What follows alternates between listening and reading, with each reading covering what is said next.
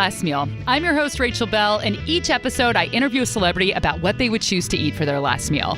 Then we explore the history of that food, the culture, and whatever else we can cram into 30 minutes. Today on the program, Kevin Allison.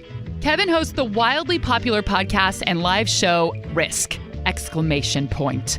Are you supposed to say that out loud? I don't know. It's a storytelling show, quote, where people tell true stories they never thought they'd dare to share in public, unquote.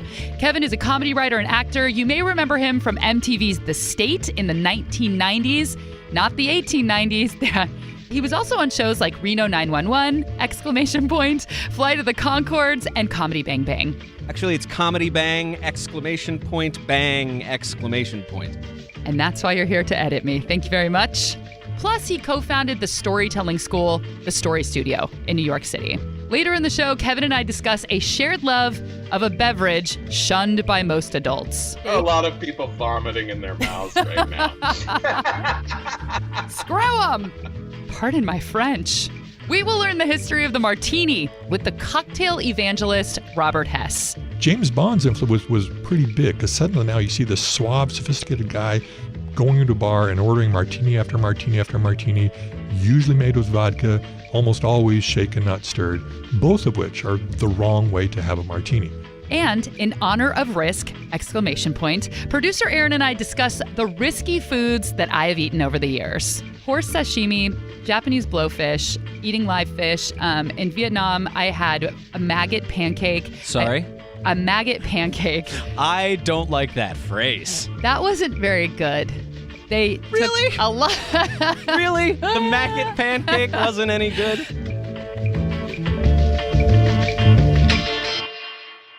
So Kevin hosts Risk, which is basically an R or X-rated version of NPR's The Moth. It's a storytelling show where people tell provocative, controversial, hilarious, and messy true life stories. You don't seem like someone who is shocked easily, and sounds like one of your more popular episodes is where you talk about going to a gay man's kink camp. Have you heard a story that was too much for you, or that you were like, oh, wow, this is really intense, or this is something I wouldn't have expected someone to share? Oh my gosh, yes, many times actually. A friend shared about a time that she had a psychotic breakdown and tried to murder her mother, tried to stab her mother. And it was so intense, but it was so beautiful because in the end, it turned out to be this really kind of transcendent story about how her mother was the person who, through forgiveness and support and love, helped her get back on her feet and put her life together. I mean, just amazing, just that, the relationship there. Recently, just 2 episodes ago, a young woman shared about how she discovered that her father was, I don't know how to, in interviews, I don't know how to put this politely, I guess, into cannibalism is the best phrase I can come up with. It's a horrifying story and really, really, really fascinating and creepy. Yeah, what's the gateway to cannibalism? Is it like you're biting your nails and you're like, ooh, kind of want to take this further? I hope not, because I bite my nails like crazy. I don't even want to think about it. Being into kinky stuff, every now and then I'm like, oh, please don't let me start being into that. So did you always talk about the kink that you were into, or did that become something that was easier for you to be out loud and out with once you started doing Risk? Everyone who knows me well acknowledges that Risk is a natural extension of my entire life, because knowing I was gay was literally at the beginning of consciousness for me. And that's a curse, actually, for a child to be, 3-4 years old and just putting conscious thoughts together for the first time and realizing, oh, I like boys. For me, it was literally just boys' butts. I was like, oh, I like boys' butts. But by the time I was 5, I knew what the words gay and fag meant. And I knew that they not only meant boys who like boys, but that it also meant horrible, awful, lame, something that you should get rid of, laughable, So there was just a ton of fear and terror and shame wrapped up in all of that for me. So I grew up thinking, when am I going to come out? How am I going to come out? That's why I became a comedian, really. That's why I developed those class clown tendencies, because I was like, look, there's something really weird that people might find hateful and loathsome inside of me. So can I find a way of being weird, but that's very friendly and that everyone would kind of enjoy? It was that winning formula for me. My first memories of storytelling were at slumber parties. Anyway, so I was going to ask you about your slumber party experience, but knowing that you knew you were gay from such a young age, now I'm extra curious. If you did go to slumber parties, how was it for you spending the night with a bunch of boys? Oh my God. What did you, what Pandora's box are you opening? Oh my goodness. When I was around, I guess 11, 12, 13, right in there, I guess that's puberty, pubescent years. I had a lot of close male friends.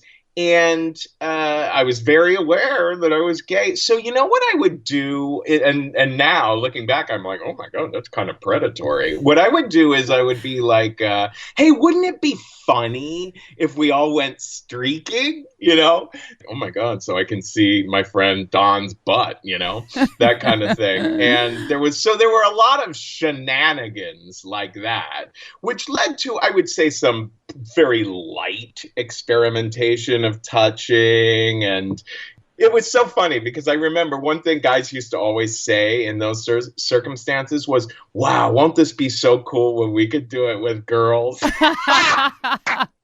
And that's when you started as an actor in those moments. You got to practice acting. Right, exactly.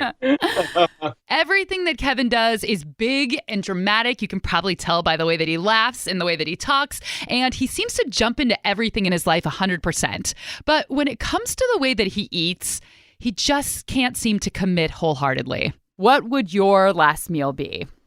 Oh, what is so funny about this question is that it brings up for me these issues of moderation in my life right now. I have lately been spending as much time as I possibly can trying to be vegan. So, gosh, when I think, oh, what would my last meal be? I think a steak. You're such a good vegan. I'm such an extremist, I go through these phases of being so good about eating only almost leaves. You know what I mean? And then I'll be like, 3 weeks of that will go by and I'll be like, oh my God, I'm going to have a filet mignon. And I think that that's actually not so terrible a thing. I think that eating mostly vegan and then having a cheat day, once or twice a month is actually, I think, probably a fairly healthy way to go about things. I would have steak and then I would have myself some, vodka martinis. Do you have any problems with the labeling of vegan, like having to announce that you're vegan? Because I feel like so much is wrapped up in that. Like a lot of people kind of eye roll it or think that you're a certain way, like, oh, you're a hippie, that you're maybe unrelatable. I'm not sure if this is true for you, but do you confidently walk in a room, put your cape around your neck and go, I'm a vegan? Oh, God, no, never. I'm super aware of it. And that's why if I do say it, I'll almost immediately give the caveat that I cheat. You know what I mean? And that's weird, too, like to feel like I have to make it. There are some places that I find it almost impossible. Like when I go home to Cincinnati, Ohio, it's going to be such an issue with my mom. And like my parents are, they're in their mid 70s. They are Ohio. You know what I mean? Like to them, the idea of not eating meat is almost like, what? Like, like they're almost like hurt and offended that you're, challenging something that's central to their lifestyles. So, yeah, I mean, when I go home to Cincinnati, I'm like, screw it. I'm just going to eat whatever they give me. I think most people who try to be vegan or are vegan, like feel a lot of dread around like going to a dinner party or whatever and being like, do special work for me, So I am a vegan with plenty of cheating and plenty of whatever, not today. Vegan light. What kind of food does your mom or your parents cook? Oh my God. It would be, the steaky sort of stuff, meat and potatoes kind of stuff. Lasagna we were obsessed with in my family. That would be like, I had to stop myself from saying lasagna because that's what I would have answered as a kid, that was every birthday was lasagna. So yeah, meaty, cheesy, potatoy stuff is just like, that kind of real comfort food is so popular in the Midwest. When I go home, I'm like, oh yeah, everyone is a little bit wider here. And also especially if I've been really good lately and I've trimmed down, my mom will be, and I'll feel like I look like absolutely healthy and like whatever the recommended weight is. That's when my mom will be like, oh my God, you're starving. That's when she puts cream of mushroom soup in a baby bottle for you and gives it to you when you go to bed. Exactly. That was another thing. Like no one told me that people don't drink like whole milk well into adulthood. I had to like learn that several years ago too. I was like, oh, I'm just an Ohio boy who drank milk with everything. I still drink milk a lot as an adult, and really no one does anymore. People look at me like I'm drinking gasoline. I can't even believe how shocked people are that I'm just drinking milk. Yeah. And then there's the milk and other food combos. Like if I'm feeling really bad, I'll have milk and Doritos. And that people is are like, good. What? Yes. Well, yeah, there is milk. They use like skim milk, I think, to make the Doritos themselves. So yeah, there's something very complimentary going on there. Yeah, I think it's like the intense saltiness that goes well with like a mellow creaminess, because I really love milk with pizza, especially pepperoni pizza.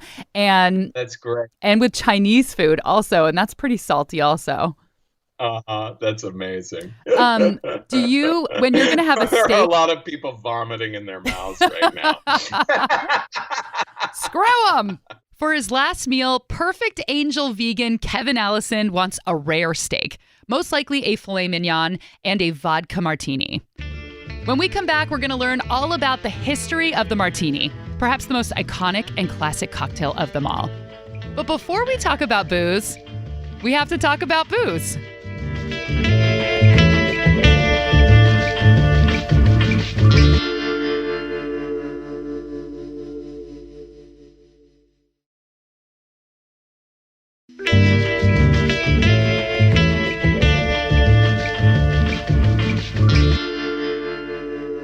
Hey buddies, we're back, and we're going to unlock the secrets of the martini.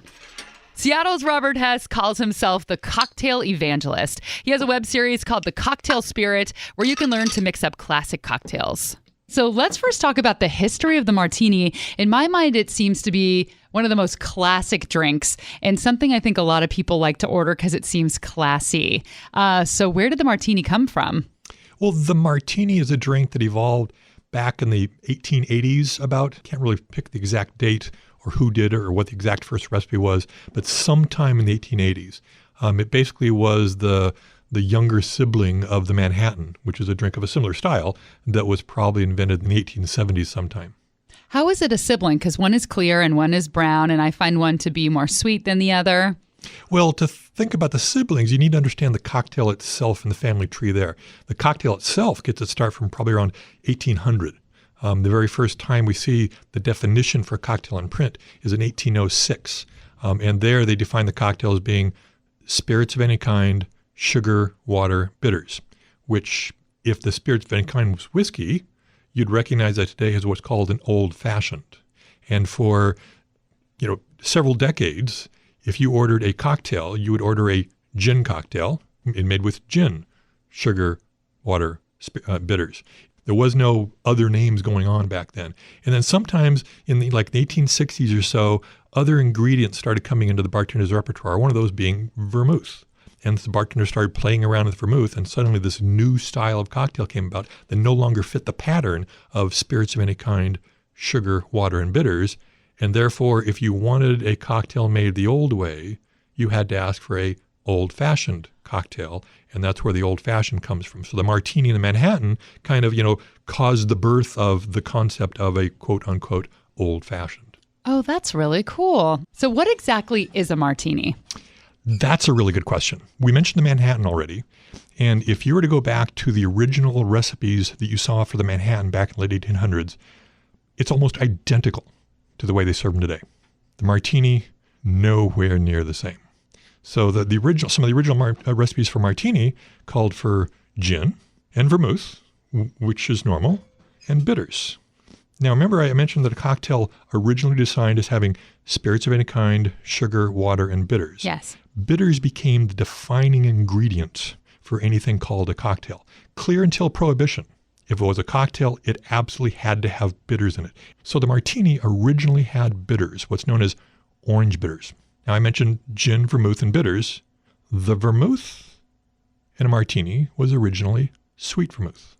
If you wanted to use dry vermouth, the same amount, you'd ask for a dry Martini. And that is simply swapping the vermouth from sweet to dry. You will notice there is no mention of vodka, which is the martini Kevin requested and a martini that lots of people order regularly. Robert says vodka didn't find its way into the martini glass until about the 1960s. And it wouldn't be right to talk about martinis without sipping on one. So Robert was nice enough to bring the fixings for 4 different versions of a martini.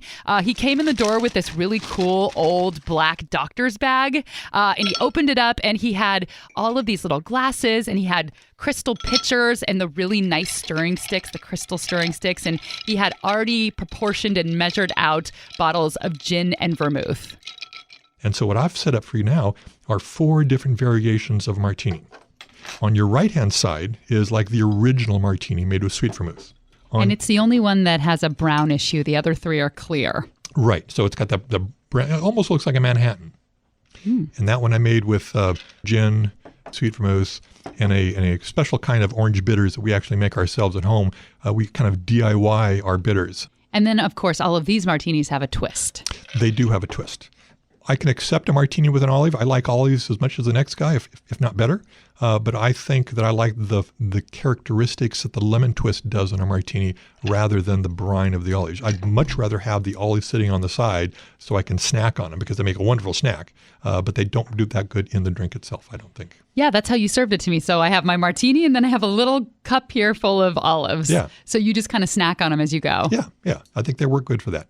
Okay, so no olives in the actual drink, which is actually my favorite part of a martini. I don't really like martinis, so I like mine dirty so that I can not taste the cocktail at all, is basically what you're doing when you pour olive juice in there. As for the twist, which does belong in a classic martini, Robert sliced off long chunks of lemon peel using a small knife, and then he squeezed the peel into the drink, sending a nice mist of citrus oil onto the surface of the cocktail. And all of the martinis he made for me were stirred, not shaken. You don't want to shake a martini, you want to stir a martini. There's a rule of thumb when thinking about cocktails. Some cocktails you want to shake, some cocktails you want to stir.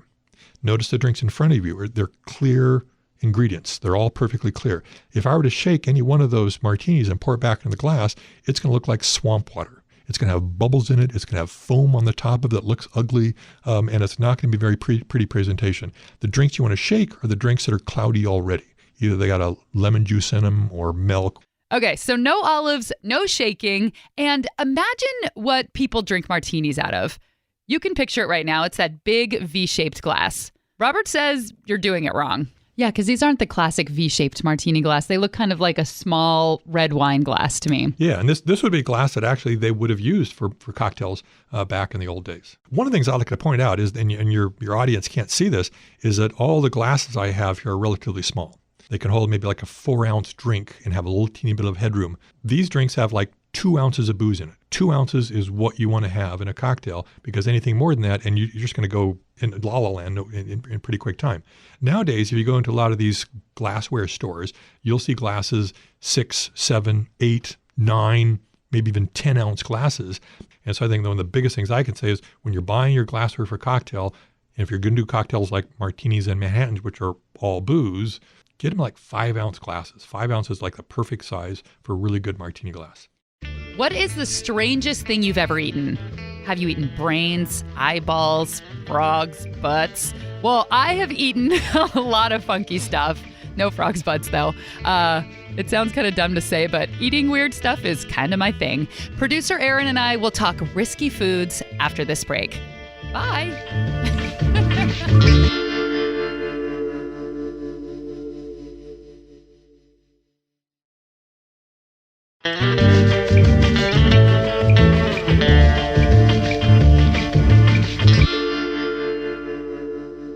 When we were thinking about risk, we started thinking about risky foods because I happen to be somebody who, when I travel abroad, I try to find the strangest things that I can eat in that country. Yesterday, I decided to make a list of all the things. By the way, producer Aaron is joining me for this segment. Hello.